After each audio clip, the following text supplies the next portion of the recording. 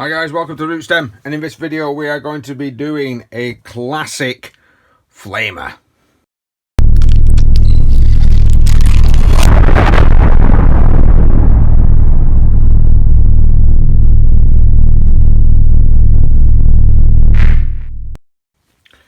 Hi guys, so today we're going to be doing a classic retro style flamer. Now what I mean by that is when I first started playing the game, it was a period of Rogue Trader. Didn't really remember much of that, I was quite young, and then eventually it got to a point when it was 2nd edition Warhammer 40,000. And in my mind there's always this particular flamer painted yellow by Games Workshop's Heavy Metal team. And I don't know why they painted it yellow, but they painted it yellow. And I'm going to try, I think it was like yellow with a red trim at the end. And I'm going to try and emulate that today. It's going to be quite interesting. And we're going to be using just some of the older style techniques. So this is mainly going to be doing layers with a little bit of shading and maybe a bit of a dry brush highlight. So what I'm going to start with is a Avalon Sunset. This is a base paint. I'm going to get my trusty wet palette. See if there's any space on there. There is just a little. So get your brush, and we're just going to base coat. We probably need a couple of layers of this. At the moment that's painted with grey cere, because I was, if you've watched the other two videos you'll know that these are my original Gene Stealer cult members, and as you can see, watered down, it goes on very lightly. Now I am replicating some of the images, little bits. This is only a this is a rough brush that I just use so I can get it into all the nooks and crannies. We're using a better, this is an older brush, so we're using a better, nicer brush in a bit, but it's still good enough to not catch on anything. So definitely going to need 2 coats of this, maybe more. So let's get that painted and we'll come back in. Next up, Cassandra Yellow, or Cassandora Yellow. Sorry, that's just one of them nicknames that you sort of say and then it just sticks in your head and that's what you say every time. Oh man, so we're going to coat the entirety of the weapon in this, and again I'm just using the same brush. I'm just wanting the little mild run into those edges. We're going to be getting this is getting our shade on. It will make it look a little orange. We'll be able to bring it back up properly.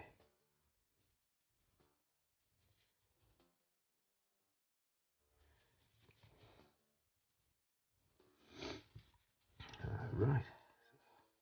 Give that, make sure you're painting something else at the same time.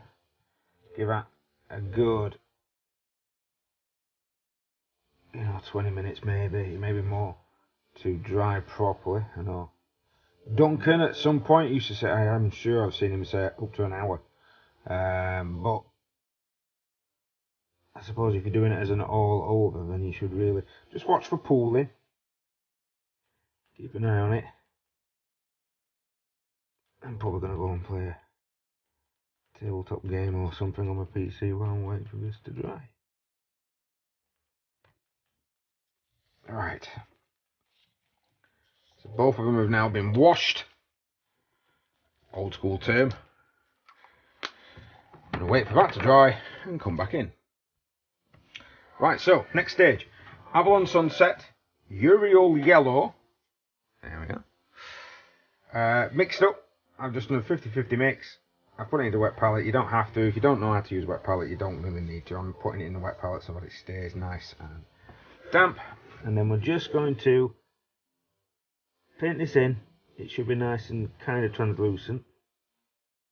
Paint that in. We're going to avoid any recess. Keep the recess nice and smooth. Now if you can, on certain surfaces like that there, I always go in a single direction. Same with these. Don't go up and down, just go around. And avoid any recess you can. This is very old school painting, by the way. This is kind of like stuff I used to do when I was younger.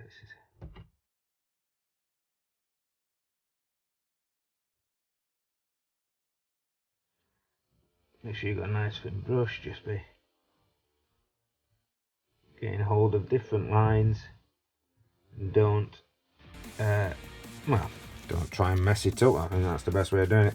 Don't forget that the end is, that bit's yellow, but the other bit is going to be red, which you're going to be doing eventually. So don't bother going over that just yet.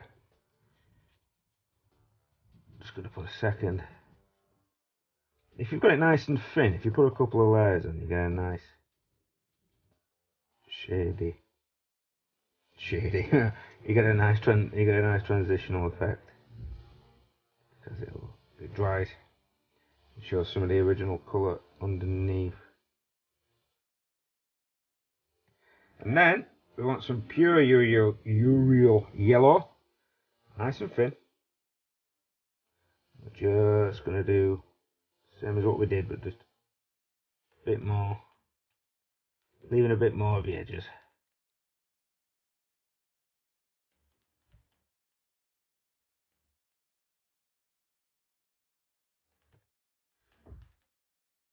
Now when you've got really thin paint, just make sure that you avoid any tide marks. If there's any excess, don't make sure it's overloaded. You just need it to run smooth on there. Don't be worried that if the paint underneath is still a little wet, that adds to the blend.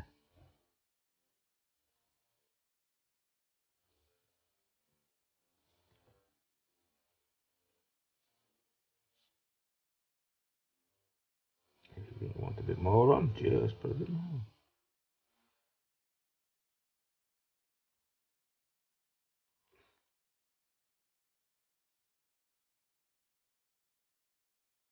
Excuse the noise in the background, I do have the window open. Right, let's let that dry.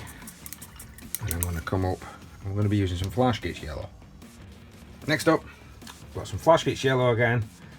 Thinned it nice and thin, and I've got my 3-0 brush, a really thin brush. And I'm going to edge highlight, and I'm going to edge highlight what I want to edge highlight. So it's not going to be all the way around the edges. It's going to be certain corners. I'm going to pick out.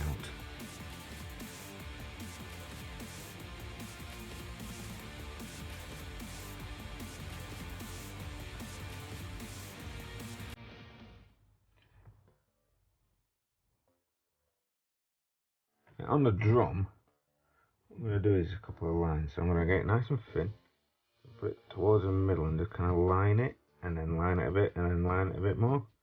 And I'll just give you, rather than doing an edge. Sometimes with a circle, it's like if you're doing an edge highlight, that's where the shade is.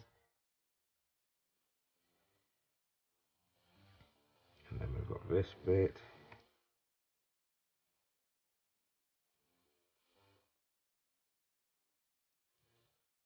And then of course, just go over in there. Which we'll be painting that black in a minute. And for me, the yellow on that one is nice and done. Now the red. So, corn red to start with. And we're just going to go around, hope you can see that. We're just going to go around this bit gently as we can. And I'm just going to keep that nozzle, that's it. If you wanted the other sections red on this, you can. But I'm just going to be basically doing the trim around the canister.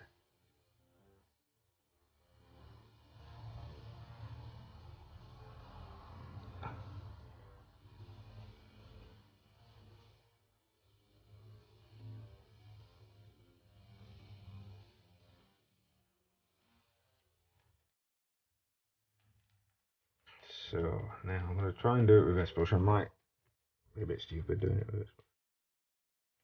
Yeah, I think I'm going to get the tiny brush to paint that in. But I'm going to do just them two little areas there. I'm going to get my tiny brush and I'm going to paint those. Next up, Evil Sun's Scarlet. So I've finned it. And what we're going to do is kind of just go around the top bit.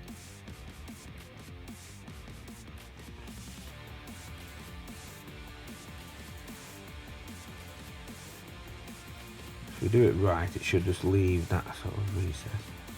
Now you might want to do it again, but what you might want to do is like just paint it closer to the top.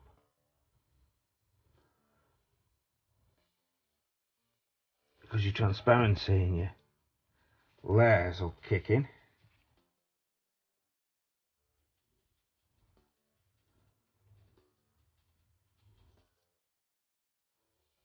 Give you a nice transition.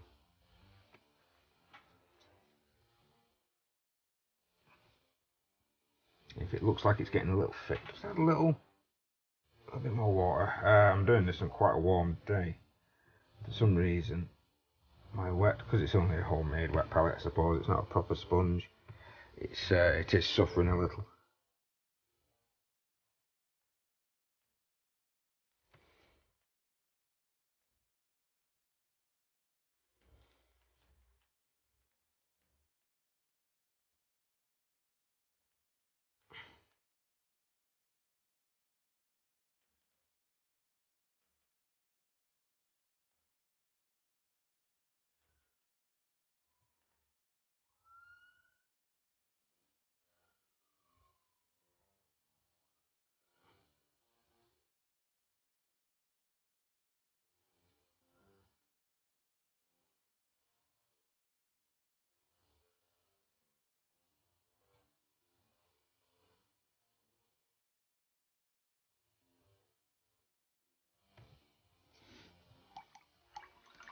Now, still recording.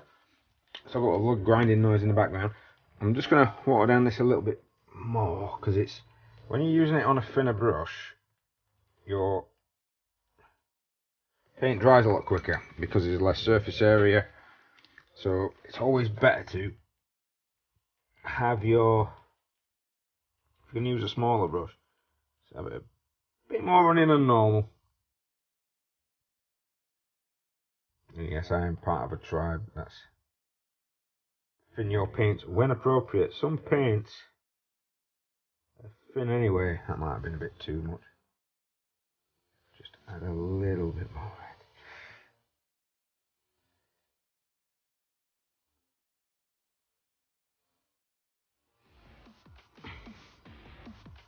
Some paints are, there we go.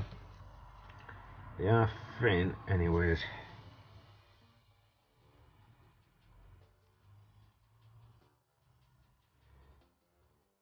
And that causes an issue, I think, sometimes when you start thinning those paints down, because it's like they're already watery. What is the point?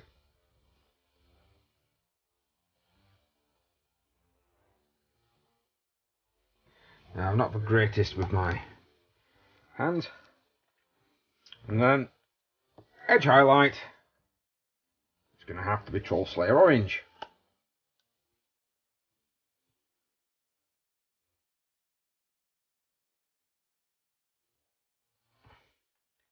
All we're going to do with this one is mainly just follow that around.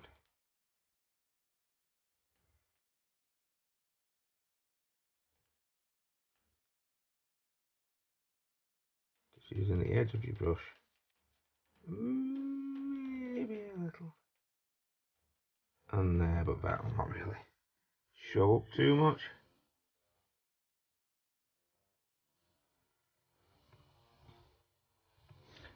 I'm still in shot, yes. Habit of doing this and not being in shot.